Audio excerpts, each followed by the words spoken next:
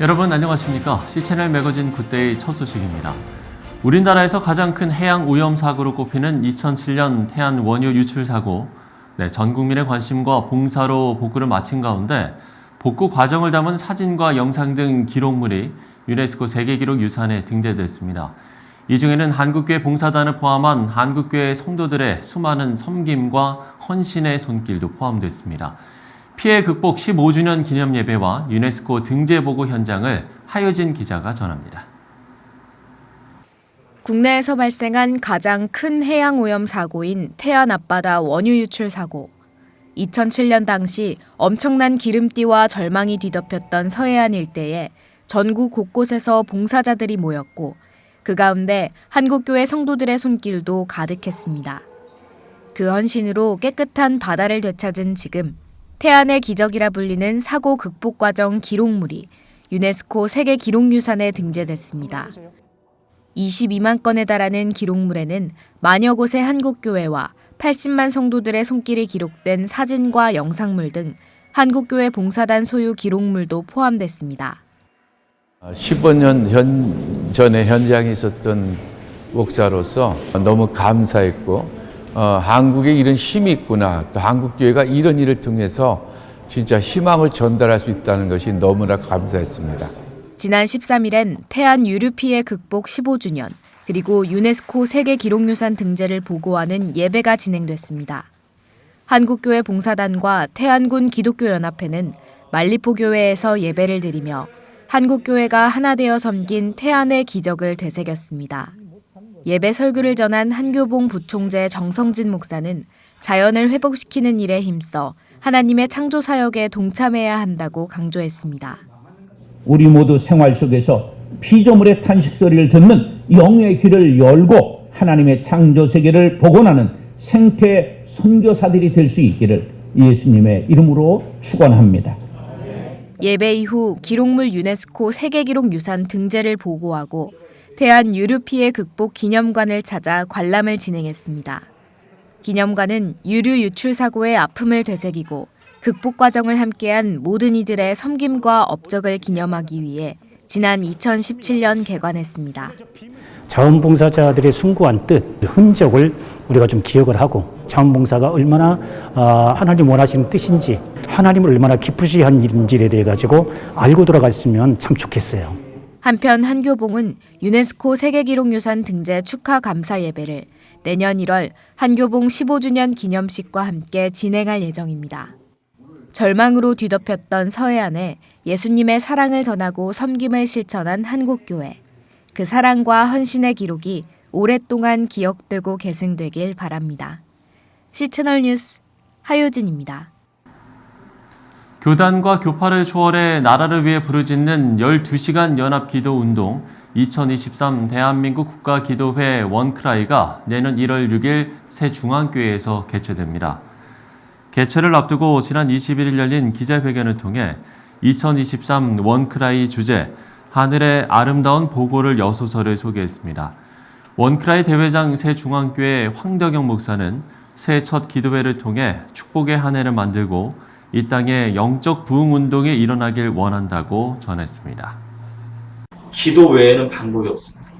그래서 한국교회가 다시 초심으로 돌아가서 하나님 앞에 원크라이 하나 되어 부르짖고 2023년도에 하나님의 새 일을 경험하는 한국교회와 또 우리 모든 성도님들 또 우리 모두가 되기를 간절히 소망합니다. 호산나 선교회가 지난 15일 제41회 정기총회와 함께 호산나 선교대상 시상식을 열었습니다. 이번 호산나 선교대상 수상자로는 언론출판 부문 임만호 장로, 신학저술 부문 고영민 목사, 사회봉사 부문 김영진 장로, 목회 부문 김희식 목사, 그리고 선교 부문에는 조용중 미셔널 NGO 글로브 호프 대표가 수상했습니다. 호산나 선교회 대표회장 민찬기 목사는 오랜만에 많은 회원들이 모이고 훌륭한 수상자들에게 시상하게 돼서 기쁘게 생각한다고 전했습니다.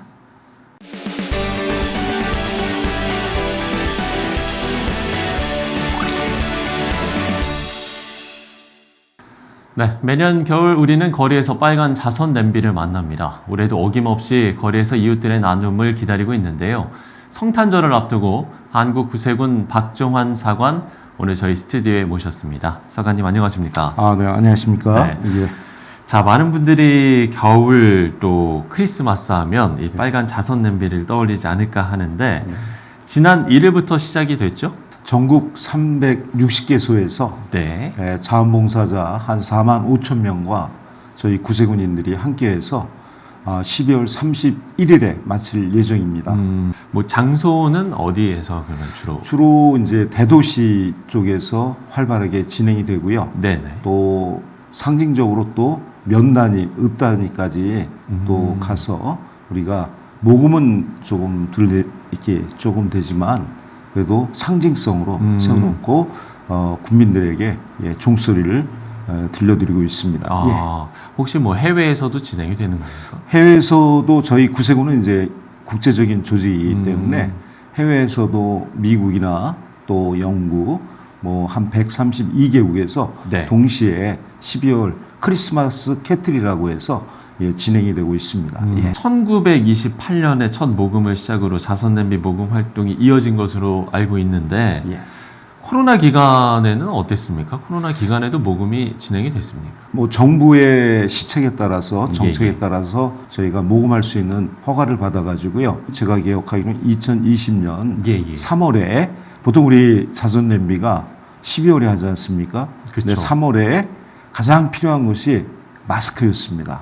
그때 그랬죠. 그때는 마스크가 참 하늘의 별 따기 네, 맞아요. 이런 정도로 그때 해서 길게 줄 서고 그랬던 것도 예. 기억이 납니다. 그래서 저희가 이제 고안을 한 게 마스크 기부를 받는 게 좀 좋겠다. 그래서 그것이 가장 필요한 이제 공공 운수하시는 분들, 택시, 버스 운전사들, 의료진들 이런 분들에게 이제 나눠주려고 저희가 3월에 시작해서 진짜 많은 분들이 진짜 마스크를 기부해 주셨어요. 언제나 이제 모금 목표를 달성하고도 넘치는 결과를 만들어냈었는데 올해는 좀 상황이 어떻습니까?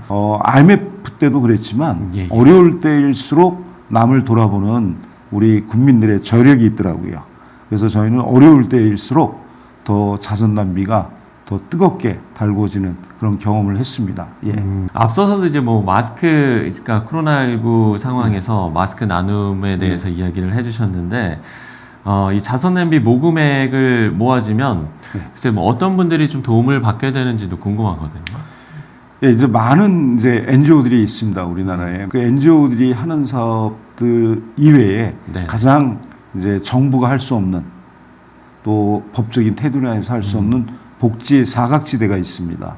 그 복지 사각지대는요, 이제 자격이 안 되고 수급 조건이 갖춰지지 않은 분들이, 그러니까 한마디로 얘기하면 긴급한 위험에 처한 분들이 많습니다. 네. 저희는 그런 이제 분들을 긴급 생계 구호 대상자라고 하거든요.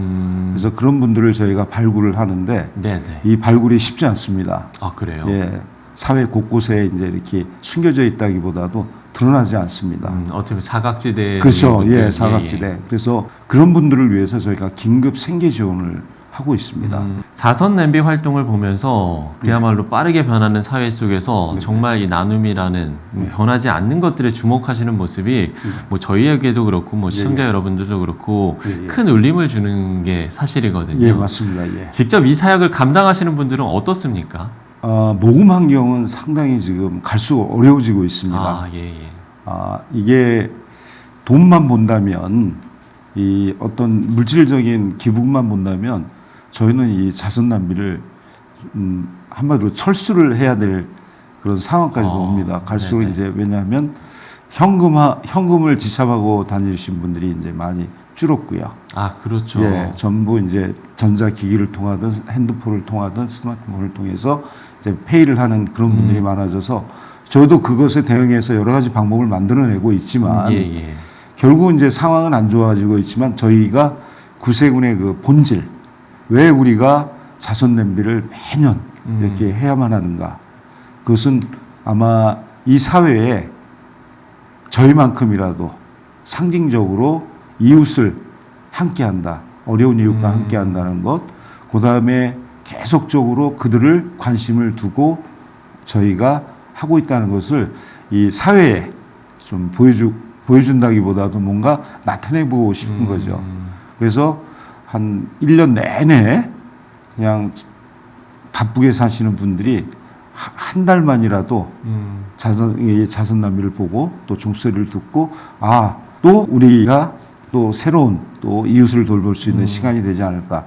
저희는 그런 소박한 또 소망을 갖고 계속적으로 어려운 환경 속에서도 해나가고 있습니다. 그렇군요. 예. 이 나눔이라는 게 항상 이게 단순한 물질을 나누는 게 아니라 그 그렇죠. 이상의 어떤 의미가 있는 것 같거든요. 우리 그렇죠. 나눔의 의미는 어떻게 좀 이야기를 할 수 있을까요? 나눔이라는 게 이제 주는 사람이 있고 받는 사람이 있습니다. 그렇죠.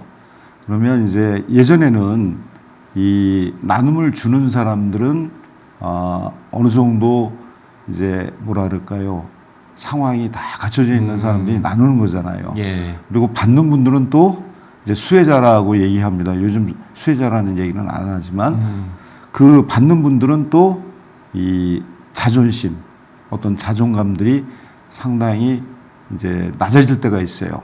그래서 이제 저희가 나눔을 하다 보면 심지어는 뭐 어려운 상황임에도 불구하고 이 나눔을 안 받으려고 하는 사람이 많습니다. 네네. 그래서 저희 구세군은 그래서 나눔을 하더라도 서로가 동등한 입장에서 우리가 주지만 그분의 그 상황과 모든 걸 헤아려서 그분이 진짜 서로 따뜻하게 나누는 상호 교류, 서로 기쁨을 누리는, 서로 이제 감정 교류를 할 수 있는 그런 부분들을 많이 찾고 있습니다. 그래서 지금도 그러한 방법들을 많이 개발하고 있거든요. 그래서 저는 돈보다는 이 나누는 사람들의 서로 소통, 감정의 교류, 그 사람의 아픔을 진짜 내가 함께 할 수 있는 그런 것들이 돼야만 저는 진정한 나눔이 된다고 보고 있습니다. 예. 예. 자, 이제 내년 사역들을 준비하실 텐데 2023년 구세군에서 준비하고 있는 계획들 어떤 네. 게 있는지 나눠주시는 것으로 예, 예. 오늘 대담을 마무리하면 좋을 것 같습니다.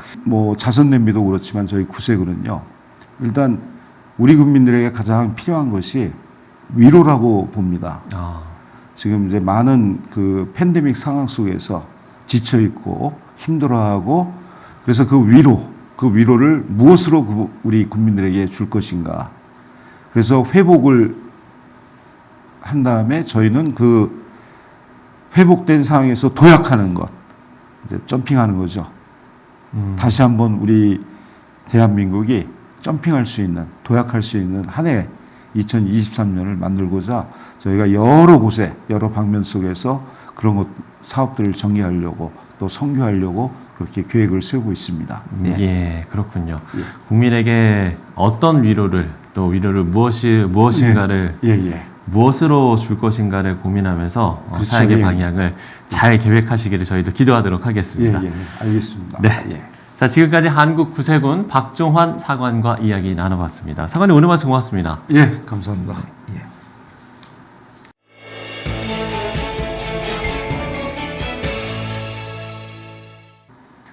네, 진부한 말 같지만 나눔은 나눌수록 커진다는 걸 매년 자선 냄비 모금 결과를 보면서 또 한 번 깨닫게 됩니다. 내가 아닌 우리가 함께할 때 상상 그 이상의 능력이 발휘된다는 진리.